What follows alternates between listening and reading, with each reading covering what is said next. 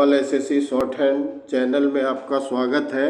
आज हम रामधारी गुप्ता खंड 2 प्रतिलेखन संख्या 29 का डिक्टेशन देंगे। रेडी रहेंगे? स्टार्ट।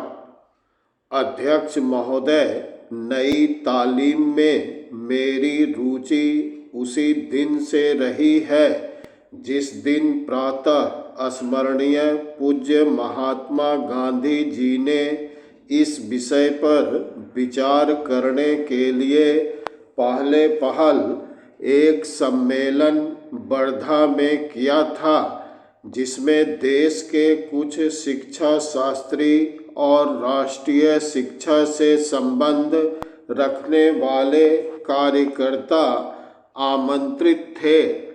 उस दिन से इस पद्धति की जिस प्रकार से जांच और प्रगति हुई है, मेरा उससे कुछ न कुछ संबंध रहा है और इसलिए मुझे इस बात की प्रसन्नता है कि आपने आज मुझे शिक्षा संबंधी विचारों को व्यक्त करने का अवसर दिया। यद्यपि मैं जानता हूँ कि ऐसा करने में बहुत अंश में पुनरावृत्ति करूँगा और हो सकता है मेरे मत से दूसरों का, विशेषकर शिक्षा शास्त्रियों का मत न मिले।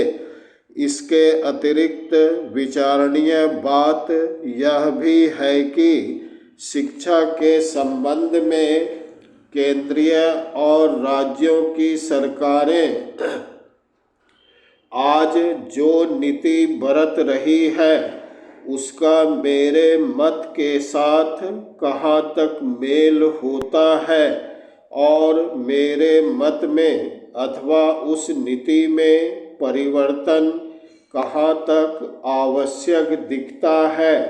इसलिए मैं आशा करता हूँ कि मैं आज जो कुछ कहूँगा वह व्यक्तिगत विचार के रूप में ही समझा और देखा जाएगा और उस पर आप निर्भीकता पूर्वक और निर्लिप्त रूप से भली भांति विचार करेंगे। यह एक मानी हुई बात है कि जो पद्धति आज तक प्राथमिक वर्ग से लेकर विश्वविद्यालयों की उच्चतम कक्षा तक प्रचलित है, यह वही पद्धति है जिसको ब्रिटिश सरकार ने इस देश में चलाया था और स्वराज्य प्राप्ति के बाद भी अभी तक उसमें कहीं कोई मौलिक परिवर्तन नहीं हुआ है।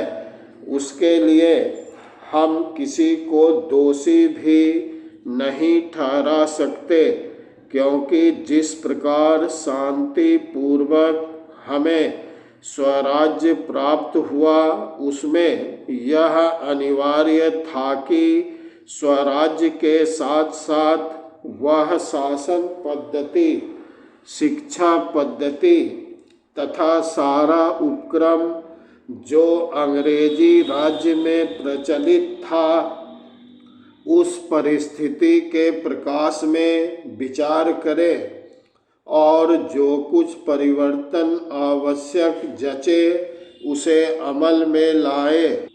Paragraph change. इसमें संदेह नहीं कि अंग्रेजों ने जो शिक्षा पद्धति आरंभ की, वह विशेषकर अपने राज्य को आसानी से और सुविधा के साथ चलाने के लिए जारी की थी।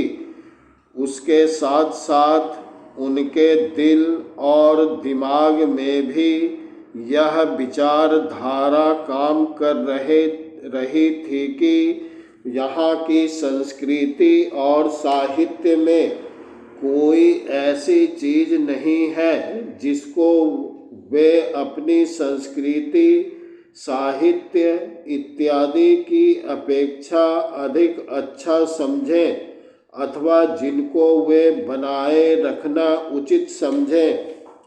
धीरे धीरे उनकी विकास धारा में थोड़ा बहुत परिवर्तन भी हुआ, पर मूल रूप से नहीं।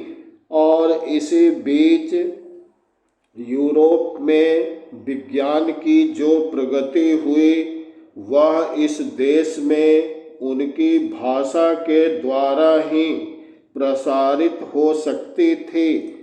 इन सब का परिणाम यह हुआ कि शासन की सुविधा और अपनी भाषा तथा संस्कृति के प्रति श्रद्धा के कारण उन्होंने इस पद्धति को जारी रखा और इसको अधिकाधिक